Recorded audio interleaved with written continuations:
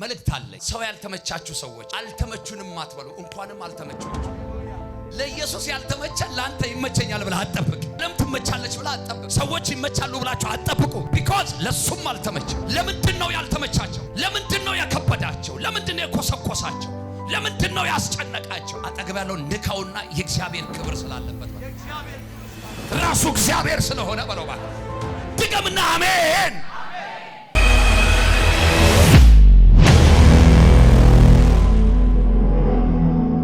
ሁሉ ሰው መጽሐፍ ቅዱሱን ያወጣል። ሉቃስ ወንጌል ምዕራፍ 4 ከቁጥር 14 እስከ 30 በጌታ በኢየሱስ ስም አነባለሁ። እኛም በጌታ በኢየሱስ ስም እንሰማሃለን። ኢየሱስም በመንፈስ ኃይል ወደ ገሊላ ተመለሰ። ስለ እርሱም በዙሪያ ባለችው አገር ሁሉ ዝናብ ወጣ። እርሱም በምኩራባቸው ያስተምር ሁሉ ያመሰግኑት ነበር። ወደ ገባበትም ወደ ናዝሬት መጣ። እንደ ልማዱም በሰንበት ቀን ወደ ምኩራብ ገባ። ሊያነበውም ተነሳ። የነቢዩንም የኢሳይያስን መጽሐፍ ሰጡት። መጽሐፉንም በተረተረ ጊዜ የጌታ መንፈስ በእኔ ላይ ነው፣ ለድሆች ወንጌልን እሰብክ ዘንድ ቀብቶኛልና፣ ለታሰሩትም መፈታትን፣ ለዕውሮችም ማየትን እሰብክ ዘንድ፣ የተጠቁትንም ነፃ አወጣ ዘንድ፣ የተወደደችውንም የጌታን ዓመት እሰብክ ዘንድ ልኮኛል ተብሎ የተጻፈበትን ስፍራ አገኘ። መጽሐፉንም ጠቅልሎ ለአገልጋዩ ሰጠውና ተቀመጠ። በምኩራብም የነበሩት ሁሉ ትኩር ብለው ይመለከቱት ነበረ። እርሱም ዛሬ ይህ መጽሐፍ በጆሮአችሁ ተፈጸመ ይላቸው ጀመር። ሁሉም ይመሰክሩለት ነበር። ከአፉም ከሚወጣው ከጸጋው ቃል የተነሳ እየተደነቁ ይህ የዮሴፍ ልጅ አይደለምን ይሉ ነበር። እርሱም ያለ ጥርጥር ይህን ምሳሌ ባለመድኃኒት ሆይ ራስህን ፈውስ፣ በቅፍርናሆም እንዳደረግከው የሰማነውንም ሁሉ በዚህ በገዛ አገርህ ደግሞ አድርግ ትሉኛላችሁ አላቸው። እንዲህም አለ፣ እውነት እላችኋለሁ ነቢይ በገዛ አገሩ ከቶ አይወደድም። ነገር ግን እውነት እላችኋለሁ በኤልያስ ዘመን 3 ዓመት ከ6 ወር ሰማይ ተዘግቶ ሳለ በምድር ሁሉ ብርቱ ራብ በነበረ ጊዜ በእስራኤል ብዙ መበለቶች ነበሩ። ኤልያስም በሲዶና አገር ወዳለችው ወደ ሰራፕታ ወደ አንዲት መበለት እንጂ ከእነርሱ ወደ አንዲት አልተላከም። በነቢዩ በሉኤል ዘመንም በእስራኤል ብዙ ለምጻሞች ነበሩ። ከሶርያው ከነዕማን በቀር ከእነርሱ አንድ ስንኳ አልነጻም። በምኩራብም የነበሩ ሁሉ ይህን ሰምተው ቁጣ ሞላባቸው። ተነስተውም ከከተማ ወደ ውጪ አወጡት። የጥሉትም ዘንድ ከተማቸው ተሰርታበት ወደ ነበረች ወደ ተራራው አፋፍ ወሰዱት። እርሱ ግን በመካከላቸው አልፎ ሄደ። ወዳጆቼ ከመጨረሻው የመጀመሪያ መልእክት ልጀምርላችሁ። ቁጥር 30 ላይ ምን ይላል? እስቲ እናንተ በሉልኝ።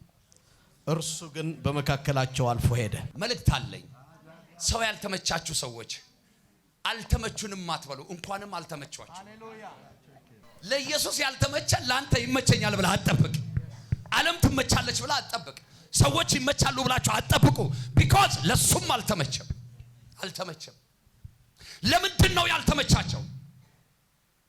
ለምንድነው ያከበዳቸው? ለምንድነው የኮሰኮሳቸው? ለምንድነው ያስጨነቃቸው? አጠገብ ያለው ንካውና የእግዚአብሔር ክብር ስላለበት በለው። ራሱ እግዚአብሔር ስለሆነ በለው ባክ ድገምና አሜን። ዋው አላውቅም ዛሬ የሆነ እግዚአብሔር በተጨነቃችሁበት ጉዳይ ላይ ድንገት መጥቶ ጉዳዩን ታሪክ ያደርገዋል። ባክ ጉዳዩን ታሪክ ያደርገዋል። ቁጥር 14 ላይ ኢየሱስ በምን ኃይል ይላል? በመንፈስ ኃይል ወዴት? ወደ ገሊላ ተመለሰ ካለ በኋላ ስለ እርሱ በዙሪያው ባለችው አገር ሁሉ ዝናው ወጣ። ሃሌሉያ።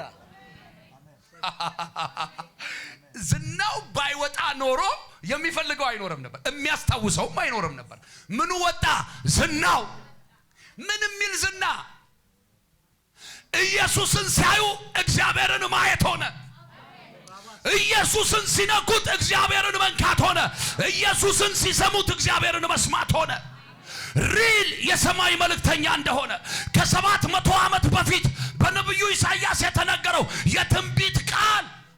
እየለበሰ እንደሆነ ሰውም ሰይጣንም አየ። ልካው አጠገብ ያለውን ጠላቶች እያዩ በለው ዝና ይወጣል። ጠላቶችሽ እያዩ የእግዚአብሔር ክብር ባንቺ ላይ ይገለጣል። ዝና ወጣ። እርሱም በምኩራብ ሁሉ ያስተምር ያመሰግንም ነበር። በየደረሰበት ምኩራብ ላይ ኢየሱስ እንደ ዛሬ ተረት አያወራም። ስለ ራሱ አይናገርም። ስለ አባቱ ይናገራል። ስለ ሰማይ መንግስት ይናገራል። ስለ መጨረሻው ዘመን ያወራል። አንድ ሰው ጮሆ አሜን አይልም ወይ? ታዲያ ይሄ የማይስማማቸው ፈሪሳውያን አሉ፣ የሕግ መምህራኖች አሉ፣ በእውቀትም ያምኑ አሉ፣ በፊደልም ያምኑ አሉ። ኢየሱስ ደግሞ ለእንደዚህ አይነቶቹ አይመችም። መጽሐፍ ቅዱስ የእግዚአብሔር ቃል ሲናገር ፊደል ይገድላል ይልና መንፈስ ግን ይላል ሕይወትን ይሰጣል። ሕይወት የሚሰጥ መንፈስ ይዞ የመጣው ጌታ አልተመቻቸው። አንድ እውነት ልንገራችሁ፣ ዝናችሁን አትፈልጉ። እግዚአብሔር ምስክሬ ነው። ዝናውን ከፈለጋችሁ ዝነኛ ያደርጋቸዋል። አሁን ትውልዱ እኮ የሚጋጋጠው ለምን እንደሆነ ታውቃላችሁ? በቃ በግድ ዝነኛ ለመሆን በግድ ለመፈመስ። ከኔ በላይ መቼም እናንተ ታውቃላችሁ። ማለት ፖዚቲቭ ነገር ሰርቶ እኮ ኔጌቲቭ ነገር ሰርቶ ለመፈመስ ምን ነው ሲባል በቃ አንድ ሰሞን ነው ወሬው ይልሃል። አንድ ሰሞን ኧረ ኢየሱስ ጌታ ነው። ከእግዚአብሔር መንግስት ጎሎ ዝና ምን ያደርጋል? ኢየሱስ ጌታ ነው። ኢየሱስ ግን አንድም ቀን ዝነኛ የመሆን ፕሮግራም የለውም። ሲጀመርም ከዘመን ዘላለም በፊት ያለና የነበረ ዝነኛ ነው። ምን ሌላ ዝና ያስፈልገዋል? አንድም ቀን ስለራሱ አልነገራቸውም። አንድም ቀን አልሰበካቸውም። ነገር ግን ይዞ የመጣውን መልእክት ሲናገር እጅ በአፍ ያስጭናል። ከዛ የተገረሙ ሰዎች ስለ ኢየሱስ በየከተማው ማውራት ጀመሩ። በደረሰበት ምኩራብ ሁሉ ጆሮ ሰጥተው የሚሰሙት ቀና ልብ ያላቸው ሰዎች ማለት ጀመሩ። ከዛ በኋላ ላይ ደግሞ ነግራቸዋለሁ በማንነቱ የሚሳለቁ እንደነበሩ ሁሉ ደግሞ ማንነቱን የሚያውቁ ሰዎች በቅንነት ይናገሩ ነበር። መልእክትን እንገራችሁ። በማንነታችሁ፣ ባላችሁበት ሁኔታ፣ በምትሰሩት ስራ፣ በተወለዳችሁበት ፋሚሊ የሚለኳችሁ ሰዎች ካሉ ጌታ ምስክሬ ነው፣ እርግጠኛ ሆኜ ልንገራችሁ፣ አትለኩም፣ አትነኩም። ለምን በለኛ እግዚአብሔር ካንተ ጋር ነው። አትነካም፣ አትለካ። የለበሽውን አይቶ፣ የያሽውን አይቶ፣ አገልግሎትን አይቶ፣ ስራህን አይቶ፣ ቤትህን አይቶ፣ ቤተሰብህን አይቶ፣ ደሞዝህን አይቶ ለሚናገር እግዚአብሔር አሳልፎ አይሰጥህም። አንድ ሰው እጆቹን ብድግ አድርጎ እግዚአብሔር ከሁኔታ በላይ ነው ይበል። አይሰማም። ለመጨረሻ ጊዜ ወዳደገበትም ወደ ናዝሬት መጣ። እንደ ልማዱም በሰንበት ቀን ወደ ምኩራብ ገባ፣ ሊያነብም ተነሳ። አይመቻቸውም። በሰንበት ቀን ተአምራት አይመቻቸውም። በሰንበት ቀን ፈውስ አይመቻቸውም። በሰንበት ቀን ድንቅ ነገር ማየት አይመቻቸውም። በሰንበት ቀን የእግዚአብሔር ክብር ሲገለጥ አይመቻቸውም። ግን እነሱ ምንድነን ይላሉ? ለእግዚአብሔር የቀናን የእግዚአብሔር ወገኖች ነን ይላሉ።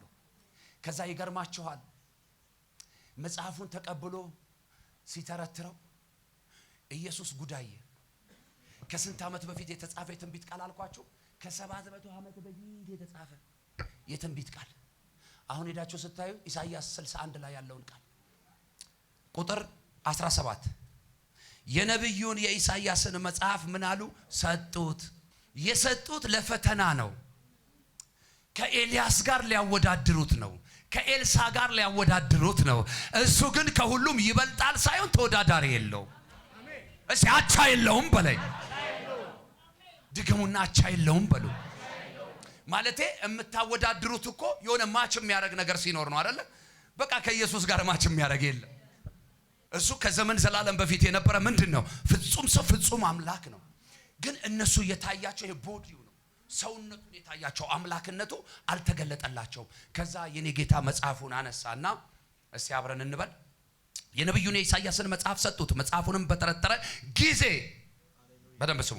የጌታ መንፈስ በእኔ ላይ ነው፣ ለድሆች ወንጌልን እሰብክ ዘንድ ቀብቶኛልና፣ ለታሰሩትም መፈታትን፣ ለዕውሮችም ማየትን እሰብክ ዘንድ፣ የተጠቁትንም ነፃ አወጣ ዘንድ፣ የተወደደችውንም የጌታን ዓመት እሰብክ ዘንድ ልኮኛል ተብሎ የተጻፈበትን ስፍራ አገኘ። አያችሁ፣ መጽሐፉን ሲሰጡት የሰጡበት የራሳቸው ምክንያት አላቸው። የራሳቸው ሪዝን አለ፣ የራሳቸው ሐሳብ አለ። ነገር ግን መጽሐፉን በገለጠ ጊዜ የኔ ጌታ የትንቢቱን ቃል አገኘ፣ ተረተረው፣ ከዛ አነበበውም። ቁጥር 20 ላይ ስሙ። መጽሐፉንም ጠቅልሎ ለአገልጋዮቹ ሰጠና ምን አለ? ተቀመጠ። በምኩራብም የነበሩት ሁሉ ትኩር ብለው ይመለከቱት ነበረ። ለምን ይሆን? ሰው ኢየሱስ መጽሐፉን ካነበበ በኋላ የሆነ የተገለጠ ክብር ያለ አይመስላችሁ? ካነበበ በኋላ ቆመ አይልም፣ ተናገረ አይልም፣ አስተማረ አይልም፣ ጸለየ አይልም፣ ትንቢት አወራ አይልም። ምን አለ? ተቀመጠ። ከዛስ ትኩር ብለው ምን ይሉት ነበር? ይመለከቱት ወይም ያዩት ነበረ። እንዲህ ብዬ ልባርካችሁ፣ ቆማችሁ አይደለም ተቀምጣችሁ ይቀበሏችሁ። ባይዘዌ አበሻ ኖር የሚለው የቆመን ሰው ነው አይደለ? የመጣን ሰው በሉ እናንተ ቁጭ ብላችሁ ኖር ይበሏችሁ፣ ይቀበሏችሁ እያልኳችሁ ነው። በኢየሱስ ስም ሰማይ ምድር ይቀበላችሁ። እናንተን ያየ ጌታን ማየት ይሁንላችሁ። ይሄንን የኢሳይያስን መጽሐፍ ከተረተረ በኋላ የትንቢቱን ቃል ካነበበ በኋላ ኢየሱስ ሌላ ክብር ውስጥ ሌላ ህልውና ውስጥ ገባ። ከዛ ትኩር ብለው ማየት ጀመሩ። የሚገርም ነገር ኢየሱስ ሲናገራቸው እንመለከታለን። ቁጥር 21 ላይ እርሱም ዛሬ ይህ መጽሐፍ በጆሮአችሁ ተፈጸመ ይላቸው ጀመር። ከመቼ በኋላ? ትኩር ብለው ማየት ከጀመሩ በኋላ። አያችሁ፣ ይህ የተጻፈው ቃል በጆሮአችሁ ላይ ምን ይል ጀመር አለ? ዋው! ምንድነው እያለ ያለው? አሁንም አልገባቸው። እያለ ያለው ምን እንደሆነ ታውቃላችሁ? ከዘመናት በፊት የተነገረው የትንቢት ቃል ለእምነታችንና ለትምህርታችን የተጻፈው ያኔ እንግዲህ ገና ኢየሱስ እኮ አልተወለደም። የመጽሐፍ ሲጻፍ አይገርማችሁ? እና ያ የተጻፈው ያ እናንተ ፊደል አዋቂዎች፣ እናንተ የተማርንን የምትሉ እናንተ የሕግ ሰዎች፣ እናንተ ፈሪሳውያኖች ለብዙ ዘመን የሰማችሁት ይህ የተጻፈው ያነበባችሁት ቃል በምናችሁ ላይ? በጆሮአችሁ ላይ ተፈጸመ። ቀኔ ነው እንዴ ይሄ ነገር? ምን ማለት እንደሆነ ገብቷል ወንድሜ? ይሄ የተባለው ይሄ ትንቢት የተነገረው እኔ ነኝ፣ መጥቻለሁ በመካከላችሁ። እሱ በገባቸውና በተረዱት ዘንድ ትልቅ ነው፣ በእነሱ መካከል ግን ትንሽ አሳንሰውት ነበረ። ስለዚህ ይሄው በጆሮአችሁ ላይ ተፈጸመ አለ። አሜን። ይመጣል የተባለው እኔ ነኝ እያላቸው ነው። በሌላ ቋንቋ ምን ማለት መሰላችሁ? እናንተ የምታውቁት እነ ኤልያስን ነው። እናንተ የምታውቁት እነ ኤልሳን ነው። እናንተ የምታውቁት የብሉይ ኪዳን ነቢያቶችን ነው። እኔ ደግሞ በአዲስ ኪዳን የመጣሁት አለ ፍጹም ሰው ፍጹም አምላክ ይሁን። ነብይ ብቻ አይደለሁም አምላክ ነኝ። ከፈለጋችሁ ደግሞ አብራራላችኋለሁ። የምታውቁት አብሯችሁ የነበረ የምታምኑት ነብዩ ኢሳይያስ የአሞጽ ልጅ እንደጻፈው እንደተናገረው እንደ ትንቢቱ ቃል አላቸው። የታሰሩትን ነፃ ላውጣ ነው የመጣሁት አለ። እውሮችን ላበራ ነው የመጣሁት አለ። ለድሆች ደግሞ አለ የምስራቹን ወንጌል እሰብክ ዘንድ ነው የመጣሁት። በጆሮአችሁ ላይ ምን አለ? ተፈጸመ። እጆቻችሁን አንሱና ጠላቴ ሆይ በሉት። ስለኔ የሰማኸው አምላኬ እግዚአብሔር የተናገረው የትንቢቱ ቃል ሁሉ በጆሮህ ላይ ተፈጸመ። የኔ ትንቢት በለው አካል ለበሰ፣ ስጋ ለበሰ። እግዚአብሔር እንደተናገረው እንደዚያው ያደርገዋል። ያለ ከልካይ ብቻውን እግዚአብሔር ነገራችሁን፣ ትንቢታችሁን፣ የተስፋ ቃላችሁን በጌታ በኢየሱስ ስም አካል ያለብሷል። በጆሮአችሁ ላይ ተፈጸመ ይላቸው ጀመር። እንዲህም አለ እውነት እላችኋለሁ ነቢይ በገዛ አገሩ ከቶ አይከበርም። ይሄ እኔ ጋር ያለው ደግሞ አዲሱ መደበኛ ትርጉም አይወደድም ይላል። እንደው መከበሩ ቀርቶ እንደው መወደዱ ራሱ በኖረ። ታውቃላችሁ አይከበርም በመካከላቸው። ግን እነሱ ውድድር ላይ ያሉ ሰዎች ናቸው። ምን ላይ? ውድድር ላይ ያዩትን ብቻ የሚያምኑ ሰዎች ሳይሆኑ ጌታ ምስክሬ ነው። ጌታ ኢየሱስ ማለት እኮ እነሱ ከሚያውቋቸው ነቢያቶች የሚበልጥ ተአምራቶች ሲያደርግ ሳያዩ ቀርተው እኮ አይደለም። ሰው በባህሪው አብሮ የተለማመደውን ነገር ነው የሚያከብረው። ክብር ለጌታ ይሁን። የኔ ጌታ ደግሞ አሁንም በዚህ ዘመን በድንቅና በአዲስ አሰራር መገለጥን ማን ይከለክለዋል? ማንም አይከለክለው። ከፈለገ ዛሬ የ5 ዓመት የ6 ዓመት ልጅ አንስቶ ትንቢት ሊያናገረው መገለጥ ሚስጥራት ሊገልጥለት ይችላል። ማን ይከለክለዋል? ግን እግዚአብሔር ነብይ ብሎታል። ሰው ደግሞ ላይቀበለው ይችላል። ቢኮዝ በስጋ ሲያዩት ምንድነው? ገና ሕፃን በላቴና ነው። ለዚህ ሰው የሚያስፈልገው ጡጦ አጥንት የሚያጠነክር ምግብ ምናምን ነው እንጂ ክብር ለጌታ ይሁን ማንንም ሰው አገልግሎቱን አምኖ ሊቀበለው ይቸገራል። እና ኢየሱስ የገጠመው ፈተና የገጠመው ችግር ቀላል አልነበረም። በመካከላቸው ነብይ እንደማይከበር እንደማይወደድ ነገራቸው። ነግሯቸው ግን ስራ አልፈታም። ስራውን አገልግሎቱን አላቆመም። አጠገብ ያለውን ሰው ንካውና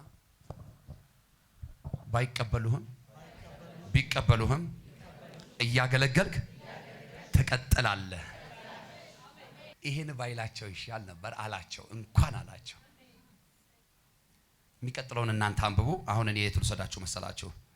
ቁጥር 29 ላይ ወደ እርምጃቸው፣ ወደ ምክራቸው፣ ወደ ንግግራቸው ልውሰዳችሁ። ይጥሉትም ዘንድ ከከተማቸው ተሰርታባት ወደ ነበረች ወደ ተራራው አፋፍ ወሰዱት። አንዳንድ ሰው እኮ የዋህ ነው፣ ሊጸልዩለት ይመስለዋል።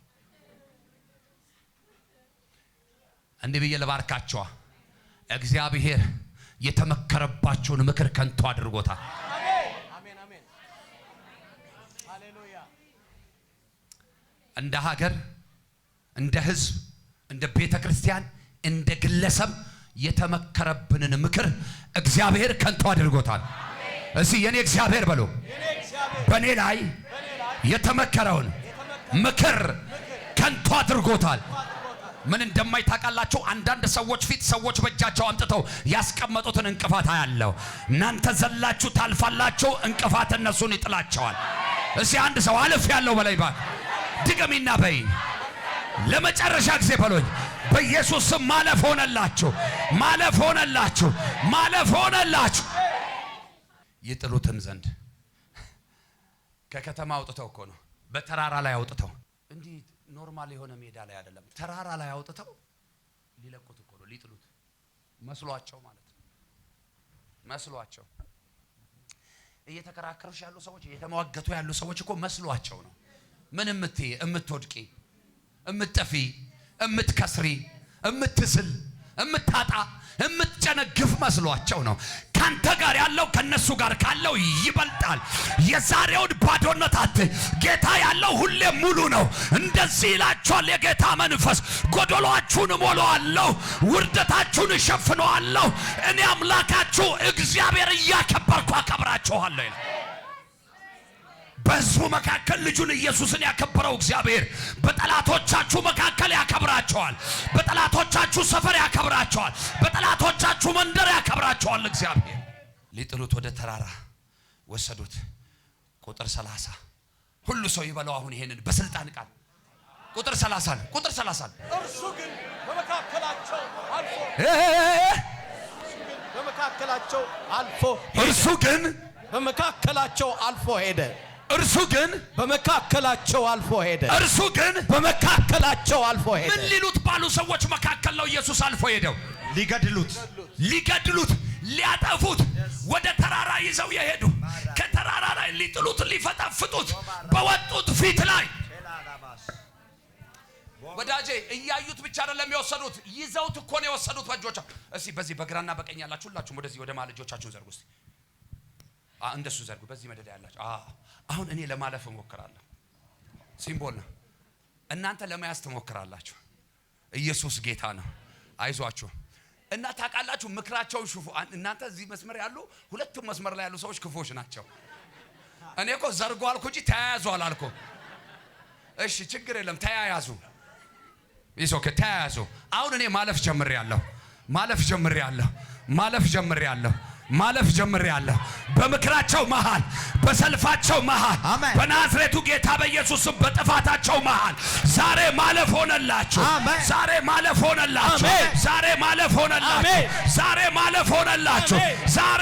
ሆነላችሁ። እግዚአብሔር በጠላቶቹ መሃል አሳለፈ። ኢየሱስን ሊያጠፉ የመከሩ ሰዎች አንተን ሊያጠፉ የሚመክሩ ሰዎች የሉም ብዬ አላጃጅልህም።